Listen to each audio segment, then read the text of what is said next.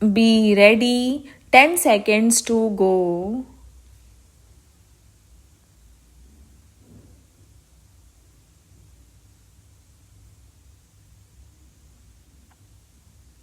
Start. I was anxious for a long time to come to Bombay, but there were so many problems to tackle that I was not able to do so till 4 days ago. Bombay has always a soft corner in my heart because it has given a lead to the rest of India for many decades, and I hope it will continue to do so. The recent disturbances after partition caused worry, but I am glad that now there is marked improvement in the communal situation and peace has been established.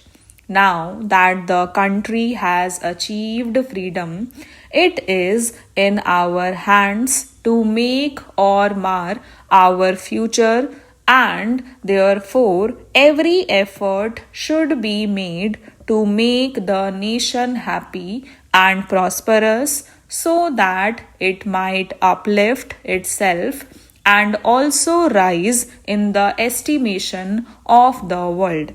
The future depends on whether we step up production of food, cloth, iron, steel, cement, and other essential articles, both for the civil population and defense needs.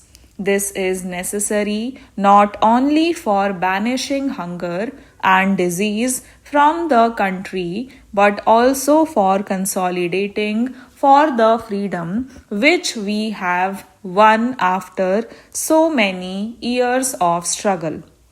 Labor is today at the crossroads. If they take the right road and contribute all their energies to the task of strengthening the country, India will have a glorious future.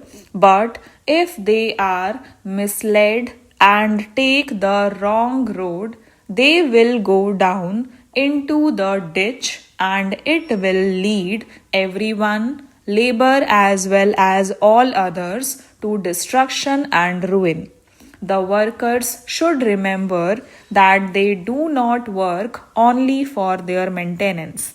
They are not animals who are driven by the whip. They should realize their important role in the country's progress and ask themselves what they are working for. On their efficiency and hard work depends the greatness of the country. They should realize the effects of their action on crores of semi starved and meagerly clothed countrymen in the villages. It is the workers' duty to think of them. Nothing should be done to harm their interests. When the socialist young men called for a token strike, the result was a tremendous loss in wages and production. To an average worker, it meant a day's holiday and the loss of one's day's wage. But did they realize the collective losses in wages, the lakhs of yards of cloth which remained unproduced? There is shortage of much needed essential goods. There is already acute scarcity of rationed cloth, and what can be gained by reducing it further? True leadership lies in convincing labor what it should stand by the nation and deliver the foods and not in destructive efforts to assert their leadership. The recent 3 year industrial truce agreed upon in Delhi was meant for undertaking an all out industrial drive for making India strong and prosperous. Pandit Nehru's fervent broadcast appeal the previous day also called upon them to avoid strikes at all costs. The Port Trust workers' strike in Bombay is an illustration of the utter futility of such strike prompted by reckless leadership. It was holding up food imports which were urgently needed to avert hunger in many parts of the country and among lakhs of refugees pouring in from the Punjab and Sindh. This was government work where the profit motive was not involved, unlike in the case of private enterprise. Consequently, in the interests of our own people, army units had to be employed, and the full responsibility for unemployment of these laborers rested squarely on irresponsible leaders.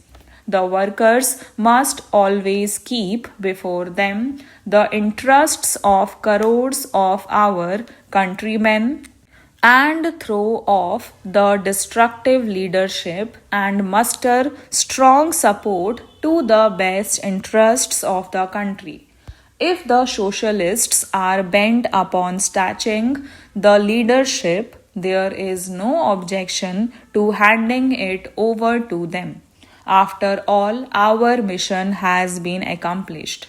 We do not want to hand over a ruined concern, but a going concern for constructive progress, not for wrecking the future of the country. The socialists threaten to break way from the Congress. The doors are open, but I would urge them not to mar the progress of the young nation, which has, after all, got the rare opportunity to mold itself according to its dreams and desires after many hundred years. I would repeatedly like to persuade you to keep away from this strike fever, since produce or perish is the crucial question facing us at this juncture. Otherwise, you would yourselves stand to suffer the consequences. The freedom that we have secured is for regenerating the country and not for bringing it down. Tremendous natural resources lie hidden under our soil. Why not exploit them to the best advantage? Why not increase production in cloth, steel, cement, etc., and solve the housing and other acute problems? Why not produce more coal and other essential goods so that India may be great and strong and none dare challenge her security? Why not be self sufficient in vital goods now imported at tremendous cost here from other countries? Stop.